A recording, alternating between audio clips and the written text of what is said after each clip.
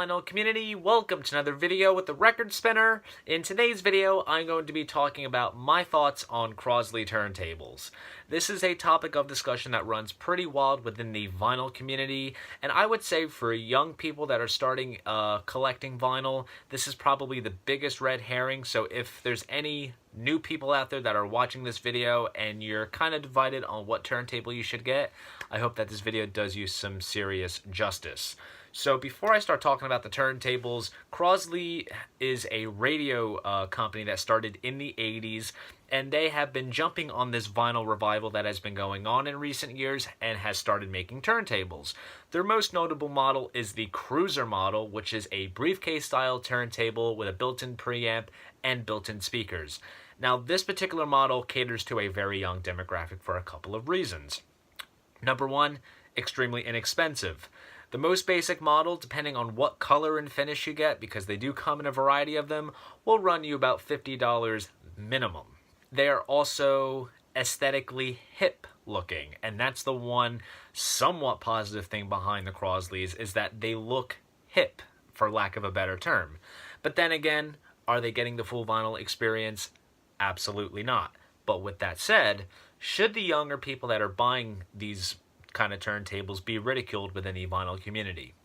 Absolutely not, because right off the bat, that adds a little bit of snobbery in there, and this is an unwelcome presence within the vinyl community towards the new people that I think they're going to be rather turned off by and get turned off from the hobby all alone, which I think is unnecessary, especially if they see themselves perhaps collecting vinyl as a long-term thing, because you got to think of it in retrospect.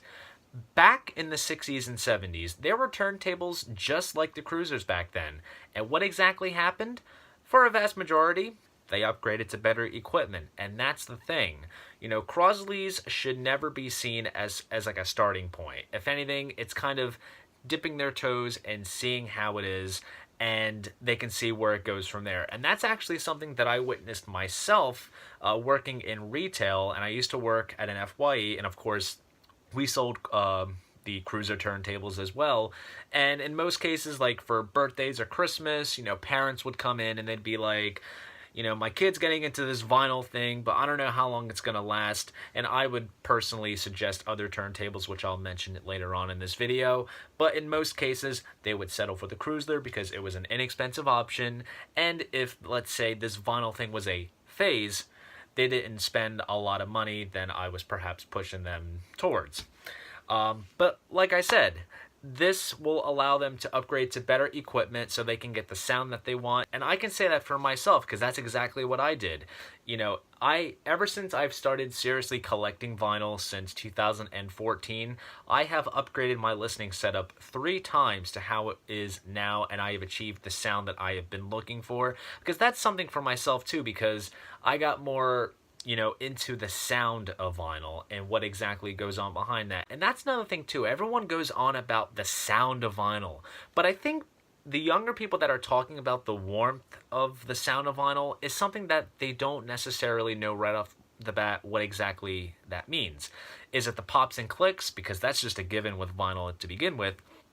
But if you're referencing recordings that were made in a pre-digital age where analog was still the main dominant format for recording music, there is a warmth to it, because when you're recording in analog, it breathes a lot more before it is compressed down to a digital file such as an MP3.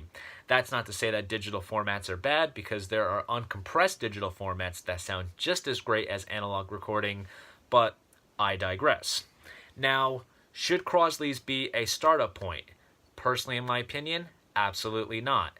If you want to get into this vinyl game and you want to see what the sound is like and all the wonders that people go on and on and on about, may I suggest the Audio-Technica LP60.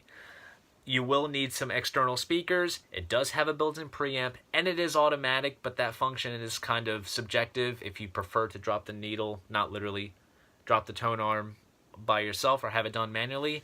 That is a rather cool thing, and honestly, you will be getting a much better sound out of that than the built-in speakers in the Cruisers, because let's face it, they're not gonna be good and positive sounding.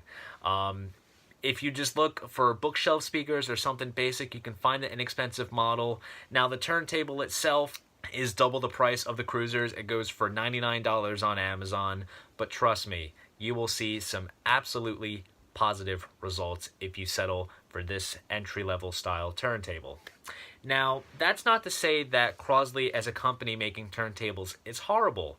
There are some upscale models that they make. There's one in particular that pretty much mirrors the design of the Audio-Technica LP120, which pretty much mirrors the old-fashioned Technics turntables that were around in the 70s going into the 80s.